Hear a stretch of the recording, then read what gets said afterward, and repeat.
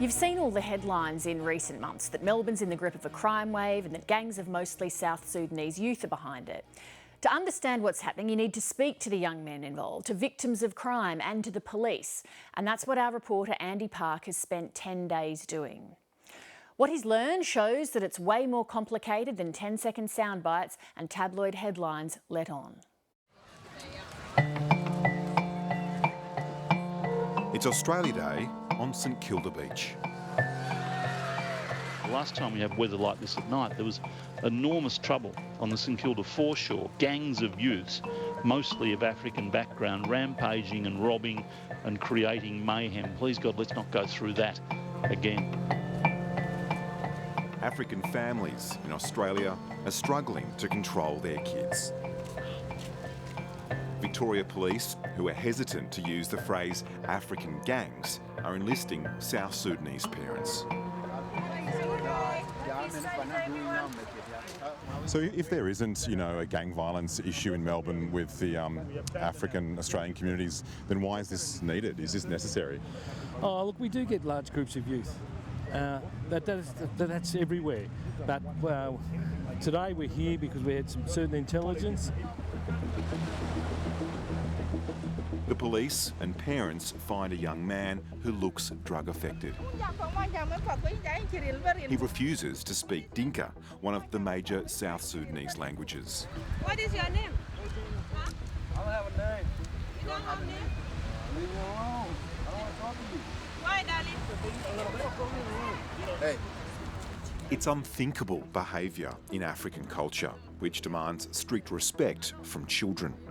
But this son, like many, is Australian now, and he has all the freedoms that come with it. And the police soon have another situation on their hands. No, come here. No video. We had a couple of reports for a young guy that was down the beach just causing a few issues and hassling people. We went and had a chat to him. We took the community leaders down there with us, the South Sudanese community leaders, and he obviously smelled of alcohol and was being a bit, abusive towards one of the leaders. I've known him. I haven't seen him for about a year or so. Even Ahmed, one of the young Somali leaders, struggles to gain his trust.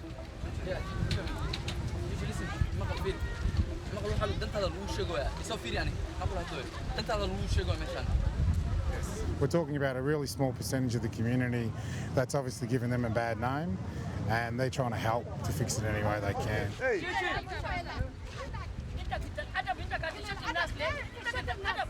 They relate a lot differently to what we do. We stand there as police officers and very disassociated to the people that we're dealing with a lot of the time.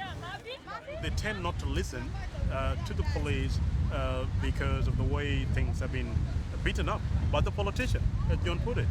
So A beat up. Yeah. A beat up. Beat up or not, there are real problems in this community, and this is a real test. No, I'm not drunk.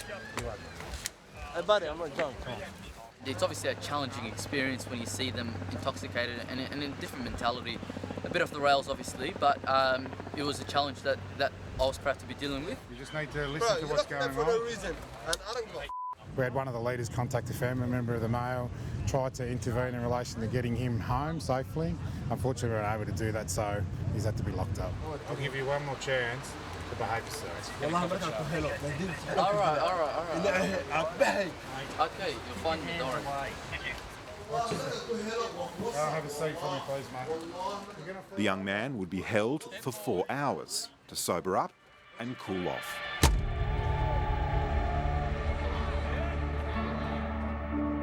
We are very concerned at the growing gang violence and lawlessness in Victoria. They're particularly worried about youngsters from Sudan and Somalia.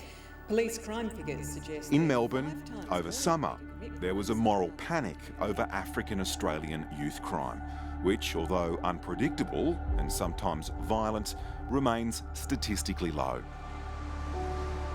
Politicians, police, even community leaders all spoke for these young people. But tonight, we asked them to speak for themselves.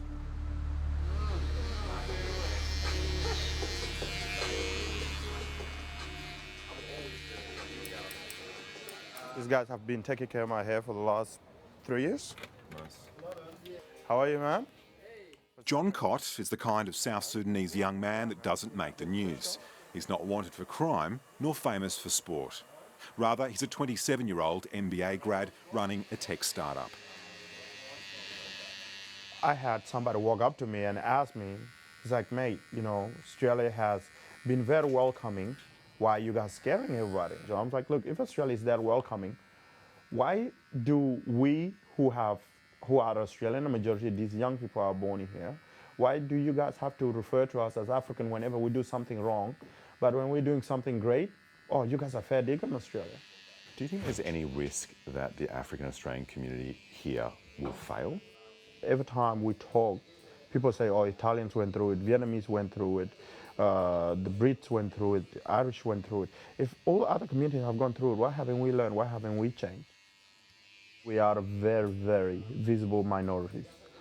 99% of us contribute in more positive way than the negative ways. However, it seems like the society only want to put us under the microscope just on the basis of a few. But those few were behind a wild axe brawl in this same Footscray barbershop in June, which terrified the state of Victoria. 21-year-old Somali-born Jamali Musa pleaded guilty to his role in the brawl, which he says started after a petty teen drama, the kind young men, the world over, use as an excuse for a fight. I'm about to meet him, the man labelled by the media as a gang thug.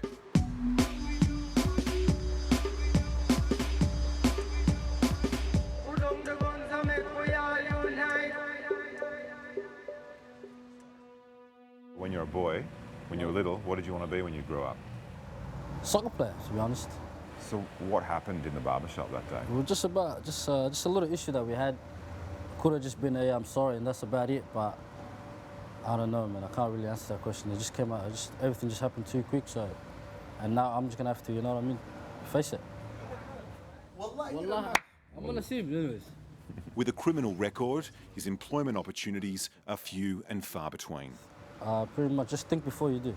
Before you do anything, think about it. Think about the consequences. Think about what could go wrong, what could happen. If somebody had told you that then, would you have listened? Of course. Would you? Of course I would have listened. Would that have changed the outcome? Of course, yeah, would have. Of course. Scratch the surface with an angry young guy like Jamali and you find that he's an orphan, living with his grandmother with few prospects for work. Yeah, so that's the difference. So when you have someone, as you can see, it could be a role model, could be a dad, could be an older brother, could be anyone just telling you, hey, that's not the right way. Back at the Footscray barbershop, I met a young man who arrived from Ethiopia 5 years ago. But right now, he's dealing with issues making him extremely vulnerable to the kind of social risks Jamali succumbed to.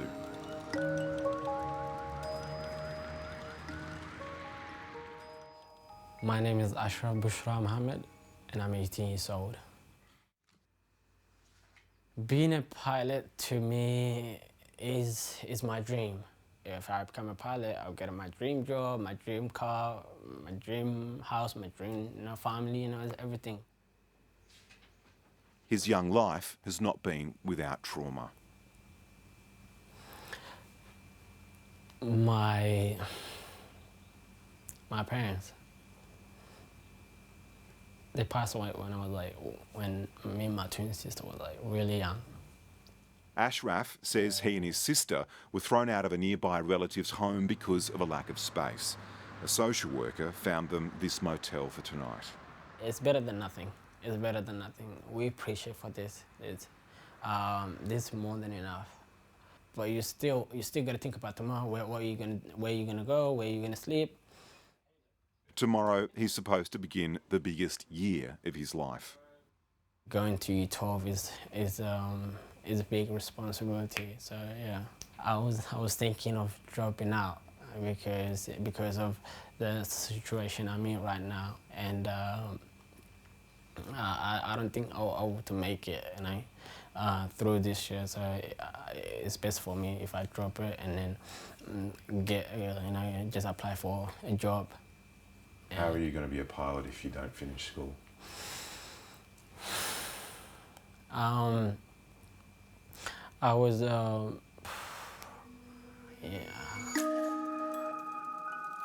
A week later, Ashraf still hadn't been to school. Life makes you angry. Just how life is sometimes. People always get angry. Everybody get angry. But do you have more to be angry about than other people? Getting thrown out of a house and no way to live. Living in fear is also no way to live. It's just I have this feeling of anxiety all the time, and then if I'm even out with someone else, like I don't walk around on my own. Elena Strofield was allegedly bashed by 3 young South Sudanese at a busy morning bus stop last month. After the first punch to the head, it's such a blur. I just remember fearing for my life.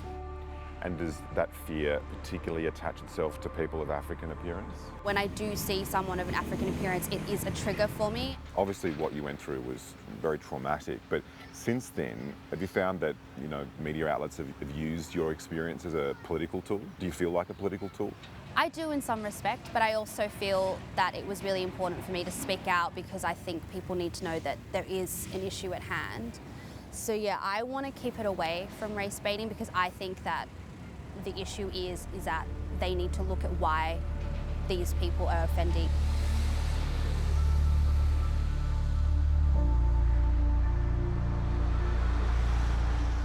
Detective Superintendent Patrick Boyle literally wrote the book on the Victorian Police response to gang crime. Around 2003, there was an incident in Chinatown where there was a multiple shooting, which was very unusual. At the time I was head of the Asian squad, at the time I was the inspector there, and I just got a bad feeling that this was something that was going to grow into something more. So with a gang there's a form of unity, there's antisocial behaviour and there's criminal behaviour. That's just one part of it. But to actually be a gang itself, there's got to be like a durability. In other words, ongoing. He still informs police thinking on African crime and says automatically labelling youth crime gang-related can be counterproductive. We could look, there's a tag behind us, and you could look at that tag and then suddenly say, oh, that's a gang. And you go, well, is it actually? It's just a scribble on the wall. I challenge some things that are being said. So in this context, is the word gang a policing word or a political word? It's a word that should be used appropriately. And you think it's been used inappropriately? Sometimes it can be.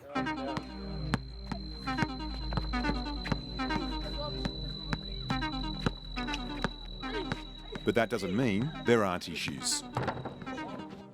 Kun Guido never planned on getting into trouble. I saw your brother at the police station the other day. I actually did. Hey, hello? Yeah, him and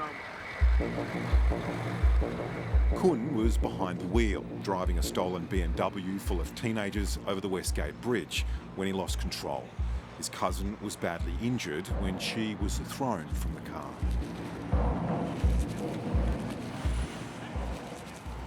So in the lead up to those robberies and those car thefts, yeah, where were you going wrong? Like, how did it all happen? That's a good question. I guess for the thrill, like adrenaline, like, I don't know. I don't know how to explain it, I was young, and like when we got into trouble, we didn't see it as a big thing, Like you don't think about it at the time, but after you do it, you just regret it, you know what I mean? Do you reckon it's been harder for you, your teenage years have been harder for you than other teenagers? Yeah. Why? Really, really hard. When you were little, what did you want to be when you grow up? When I was little, I don't know. Long time ago. You can't remember what you wanted to be when you grew up? No. I used to get angry a lot when I was younger. Like about what? Like, I don't know, when my parents split up, I was a really angry kid, you know? I was just adapting, you know? Like everyone else. Came to a new place, didn't know nothing about it. And it took me step by step.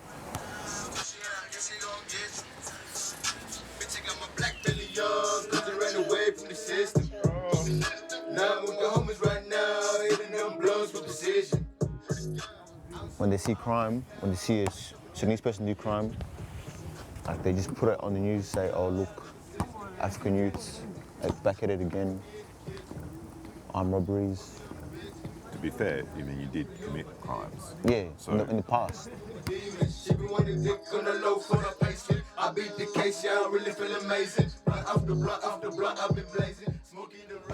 And what did your mum say when she found out about the robberies and the car theft? She was really disappointed, really shocked. She didn't expect that from me. Like she couldn't believe it. Yeah.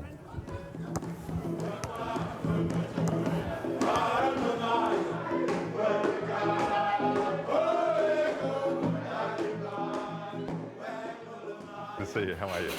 Thanks very much for having me. Siama and Monica are typical South Sudanese mothers, an experience marked by a lack of education and the frustration that society and the authorities won't allow them to parent in the same way they did in Africa. You know, they don't swear, they talk nicely, very quiet, you know. But when we come here, things change. Things just get out of our hand. They blame social services for enabling their kids to run away. Kids, when they run away, they give them housing, you know, housing, and they're all sitting down. Whoever got money, go and get alcohol, get this, and do the naughty stuff in there, because they're just out of our hand. But if they leave us with some other rules, we will discipline them in our own way. So how many of the women here have had sons in prison or worse? Many of us. So all the time when I go to jail, I always cry. Monica Madjak's son is in detention for crimes he committed here on a temporary visa.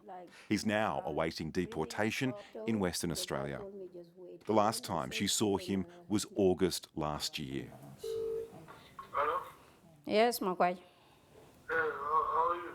I'm good. Yourself? We're on lockdown, you know, lockdown, you can't go nowhere. Do you know where they can be sending you over there? I don't know, maybe they might send me to Christmas Island, I don't know. They just keep us here, they don't tell us anything, you know? We just sit there. I know God will do something about that. And thank you. You have to be strong. I love you so much. I love you too, you know? You feel like there is a war again here. We want a safe place. Our kids need to get out of this situation. So there are a few things we are changing in our culture. In our culture, there are things that we believe are not right, and already we are trying to omit them. You know, for example, I can cook myself a tea in Australia. Oh, really? Well, that's how it is at my house. I mean, does the community here need to modernise? Yes, there are young men who are struggling to adapt or to fit in the system. And these are the people that need to be supported. The young South Sudanese we speak to say that it's your generation, the parents' generation, that needs to change. Doesn't matter what culture background you come from. A child can't tell a mother or father to change. What type of child are you? So I don't. An Australian child, a naughty Australian child. Exactly. They are the Australian children. Maybe that's the reality of it. Which is just not right. You can't tell your parent to change. And how's that working? Not very well. It is not working. You gotta make sure that you behave like an adult. To my friend. Yeah, that's like it's such an irony. That's not the freedom we expect.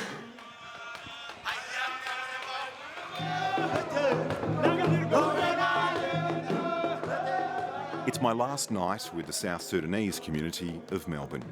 Tonight's dance is essentially a courting ritual for young people who are attempting to bridge two cultures. The African community has its problems. Some of them are from the inside, some come from outside. Can you see your future? Do you know what your future looks like? Yeah. What's your dream? What do you want to do? I want to run a business. What kind of business? Barber shop. Yeah, really? Yeah. Youth crime is just one small part of the problem. Many of us are frustrated. Being demonized and being labeled and having certain narrative and rhetoric pushed upon your community when you are not by any part responsible for that narrative, it's quite frustrating. We are suffering because seeing your kids like this, it hurts. I don't blame the older generation. I don't blame them because they've been through a lot. But they blame you. But they blame us for putting them into a lot of pain because we're bringing them a lot of pain now. They've already had pain. They don't want more pain. They just want to live. They want more happiness instead of pain.